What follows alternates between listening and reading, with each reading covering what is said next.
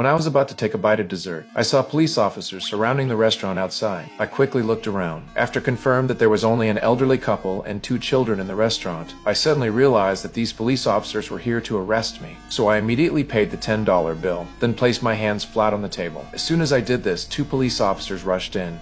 Police! Don't move! Don't move! Don't move! Don't move! Although taking down these 2 police officers would have been easy for me, but I chose to surrender obediently. This wasn't because I was cowardly, but because I was new to this town. And after I was taken back to the police station, the female police officer wanted to register my identity, but I didn't say a word and just silently observed the layout of the police station. This made the chief very angry. He immediately said he would teach me a lesson. At that moment, a black detective walked out. He seemed like a reasonable person. After taking me to a meeting room alone, the detective told me that a murder had occurred in the town the previous night. The victim had been shot in the back of the head at close range with 2 9mm bullets. After the murder, the killer not only picked up the shell casings, but also beat the body violently for a long time. Finally, they casually covered the body with a flattened piece of cardboard. Coincidentally, there was a witness this morning who saw me moving around the crime scene where the body was dumped. After hearing this, I remained silent for a long time before speaking up. I don't need a lawyer, because I didn't kill anybody.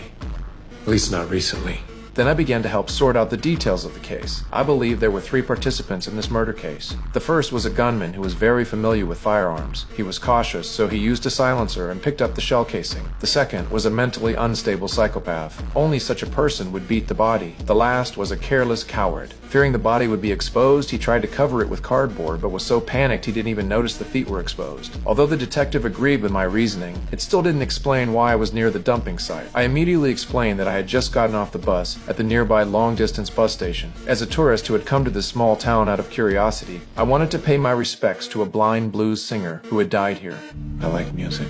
But during the previous search, I only had a toothbrush, a French war medal, and 200 on me, traveling over 800 kilometers with this luggage to mourn a deceased blues singer. This explanation sounded problematic no matter how you looked at it, so before I could provide an alibi, the detective locked me up without mercy. Fortunately, the police found a phone number in the victim's shoe. If this leads to the real killer, I'll be able to get out of trouble quickly.